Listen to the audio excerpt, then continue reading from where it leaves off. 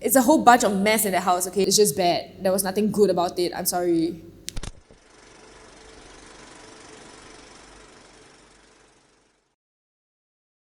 I went to Hong Kong for my first placement and I was 17 at the time. Honestly, I wasn't a very good model.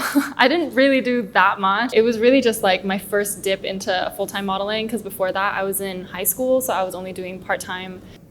My first placement happened while I was still schooling in poly. It was just nice, it was fashion week, so that's the best time you could possibly go on placement, and I was on holiday as well. So prior to that, I think like from June, we were already in the talks of, going to placement, where I would possibly go, and we discussed that the best place would be Europe and specifically Milan. My first placement was last year, 2019, in June when I went to Milan. I actually took a gap year to model last year as well. And I went to Milan it was during Men's Fashion Week. Bond just wanted me to kind of warm up the market and gain some experience first. There's a lot of things you have to prep before that. So before you can even go anywhere on placement, you need to have an agency that wants you, and you need to have casting snaps and introduction videos, and then perfect my catwalk as best I could. And then we sent out these casting snaps to these agencies, and luckily there was an agency that got back and expressed interest. So I think my first placement, it was nothing but a very exciting one. It was probably my first solo trip, like first independent one.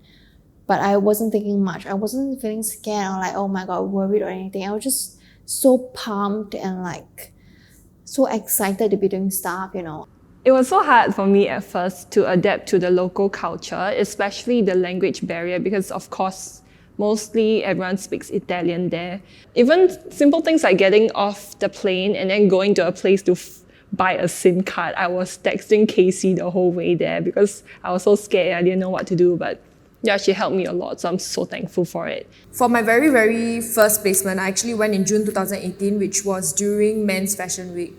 And I did shows like Satoru Monk and Wolf Totem. Subsequently, I actually went into just female fashion week. I didn't go in for any other male fashion week, and Haute Couture as well. And I did shows for Dolce & Gabbana, Emporio Armani, and other brands, etc. When it really came down into September, when I really went there, it was an eye-opener because it's like the first time I've ever solo traveled, and I was like, oh my gosh, it's really exciting, and I couldn't wait to start going for castings and all of that. The castings over there in Europe are like nothing you could expect in Singapore, because you can have like 5 to 8 to 12 castings a day, and you wake up at like 7, 8, and your first casting is already at like 8:30, and you just go the whole day until like 6, 7 p.m. and just castings back to back. And there's a time frame that you have to go for it, and you can't miss it, because if you miss it, then you just can't go for it anymore. Pretty crazy. For the first week that I was there, actually not even the first week, the first day, as soon as I touched down in Milan, I went straight to my agency, and then they were like, okay, this great welcome, here's all your castings, and you have like 3 castings to go to today. And I was like super shocked about everything, because I was not expecting that. I think 2019 February, I went to London. That was my first ever placement. I think like everyone, we always say how placement is actually like easy and it's fun. You can see us like going outside and exploring new places and all that kind. But it's actually really stressful if you go for like the actual casting. Because I went there for Fashion Week, so that means we had like 7 castings in one day, 7 to 10. So the whole day we were just rushing from one casting to another. It was cold and it was very tiring, and like there wasn't even enough time to like eat. I was scared that if I go and eat, then there won't be enough time for me to go for another casting. I got quite a culture shock because it was so different from Singapore. If they don't like you, they just close the book and they'll be like, thank you, ciao, something like that.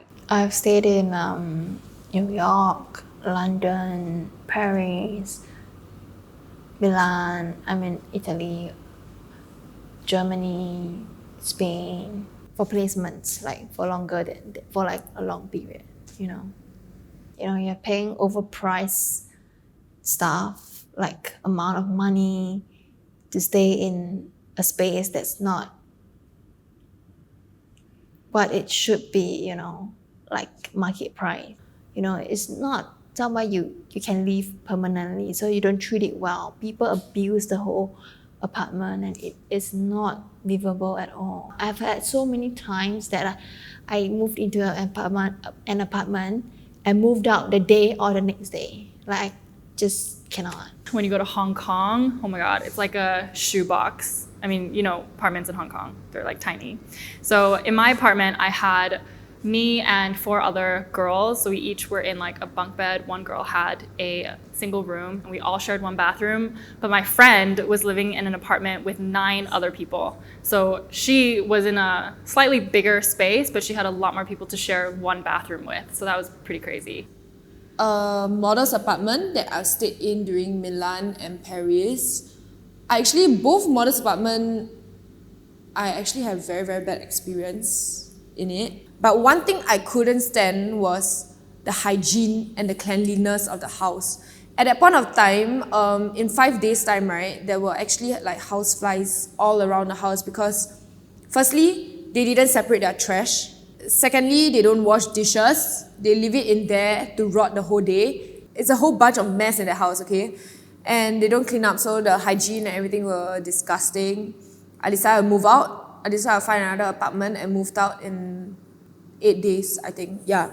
So I moved out and stayed with my friends. There was this one particular girl who never cleaned her bowls, and she always, like, for some reason, dumped like noodles in the sink. So it would always get clogged, and then it would be like, you know, like Shin ramen, it's like orange. So then it would like rise to the top and it would just be orange water.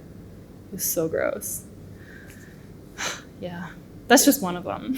Another story that I actually have, which I experienced in Bangkok, was the doors are very thin and so are the walls. So you can pretty much hear everything that's going on outside. One time I was just like lying in bed. It was like 11 p.m. and I had a job the next day. So then, no, not a job, a casting. And suddenly I hear like thumping and like moaning. And so I was just like listening. I'm like, what is that? Like, what is that? And then I just continue listening to it. And I realized it's coming from next door. And there was a couple having sex. And they wouldn't stop for like a good hour. So I had to just lie down there and wait for an hour until I had to go to sleep. I think definitely like staying with the girls, you know, so like from my mother agency, like it was definitely much better because we already knew each other before we went on placement. So the support is there, and like we always know like how like look out for each other, and like we always like check in with each other like where we like almost every day. Placements, let's just say it's tough to get rejected during castings or cancel for fittings. Very stressful for me. I gotta get emotional though. Okay, so the first casting that I ever had in Milan was for Gucci. They really just say, you know, put this on, wear the heels, walk. He just looked at you. And you're like, okay, thank you. And then I was like, okay, you know, there it goes. And then I had one more with the same casting director. And I was like, okay, this is like, it's like my second chance. And I went for that. Right after that, I was like, oh my gosh, I blew it because, you know, she didn't keep my comm card. Lo and behold, like 2 days before the actual Gucci show, my phone like buzzed and I got a message from the booker and she said, Gucci casting 9 p.m. And at that moment, I froze because I was like, oh, my heart's beating talking about it. Because it's like the 3rd time they've called me. And it's the 3rd time I've gone for a Gucci casting. And then, I mean, I didn't book it lah. What kind of like gave me the motivation to like carry on is like knowing that there'll be plenty more like opportunities in the future for it. I feel like you shouldn't hold such a high expectation because rejection is really normal in the industry. You definitely have to get used to it. So at first I was a little bit affected by it. I was thinking, is it my fault that I didn't lose enough weight or I didn't perform well enough? But as the weeks went by, I was just like, they like me. If they don't, too bad. They're losing out. Is it okay to say this on camera? Generally, in a whole, I think just castings itself. You must always go there with an open mind. Don't put so much stress on yourself. And other than that, my experiences was pretty okay lah. Like I managed to get a really cool jobs. Oh, and one of my experience that I had, I did one of the trunk shows, and then it was really cold because in Milan it's like 11 degrees, and I was wearing this like V-neck dress, and I was standing right in front of the door, so the whole time I was like freezing. But whereas for shows it's like you just walk down the runway for like 10 seconds and you're done. For mine, I stood down there with the V-neck dress in front of the cold door for 8 hours, or with heels also. It's a lot of hard work, but it's also fun. I actually enjoy it. Like right now, being in Singapore, I actually miss the hustle of being overseas. Without modeling, I wouldn't be here right now. I wouldn't have gone to London, Paris, or Milan, and even other parts, other states in the world.